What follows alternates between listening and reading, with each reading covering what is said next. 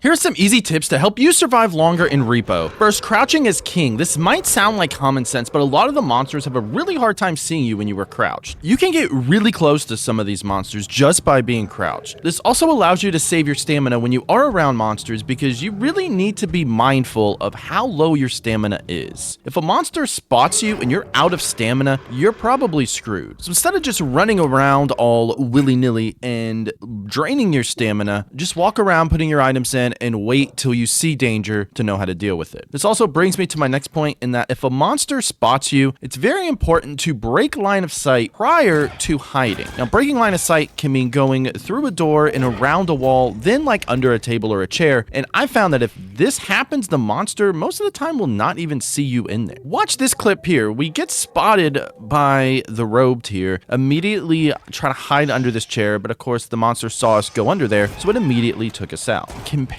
that to this clip where the monster spots us, we go around the corner, hide under the chair, and even though we hid just right into the next room, the monster still does not see us and we're safe. You also can use some of these longer tables really to your advantage when hiding. That's because some of the monsters will attack you under the table or chair that they might have seen you go hide under, but if you go further on down, it's like they don't really spot you necessarily under the table, they just know where you last went. You can see here with the Reaper, we actually just keep kiting it back and forth, bring it to our side, which actually allows our other team to really kind of go around worry-free while we're keeping its attention. Another great way to survive is don't forget to kind of use the items as weapons. Depending on the weight of the weapon, you can actually use it to stun monsters. So you can stun like the smaller monsters with like this ring or the crown or this time watch. Those are a few of the ones that I like to use because you get a lot, and for some of the smaller monsters, you can easily take them out with that, and you can bash the monster with it, and you end up with more money because a lot of these rings and stuff are around like $500 to $600, and even the smaller monsters can actually give you an orb that's around like $2,000, so you actually make more. Now, my favorite item that I like to use as a weapon is the clown, and this is for many different reasons. First, this will stun basically any monster that you hit with it. It's also very durable, so you can whack the monster with it, stun them, knock them down, and continue to repeatedly slam the item against them. It's going to do a lot of damage and typically take it out with room still to spare on the clown. Also, if you honk the clown's nose 3 times, it will then explode as a grenade, and it can take out any monster in one hit other than the trudge. So what I like to do is to squeeze the nose 2 times whenever I find the clown to prime it ready, use it to take out one monster, and then explode it on the last one when there's only a little bit of value left on that item. Also, from these clips, you may have seen that the orbs that drop when you do take out the monster, they have 2 different colors. The white originally means that the orb is actually invincible and it cannot be destroyed. This will last for a few seconds and then it will turn purple, which means that it can break really easy. So you want to sort of pick it up fast off the ground. And this goes actually the same with all the items. Every item that you first touch has a second or so of invincibility. So if an item is in a hard to reach place, just don't forget to go ahead and whip it out. So one thing that's really important to note is that after you do that final extraction, you have to make your way back to the truck.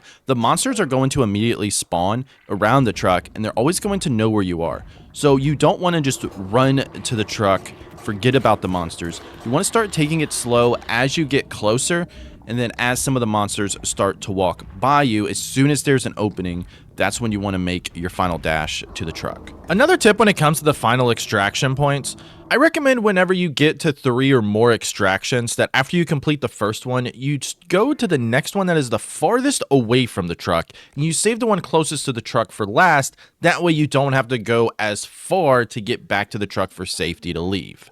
So while the number 1 rule is don't touch the duck, there are some ways to take it out if it is being kind of annoying and get some easy money. You could use the cauldrons on Swiftbroom Academy to launch the duck and then pick it up and slam it. You can also use the toilets to take out the duck.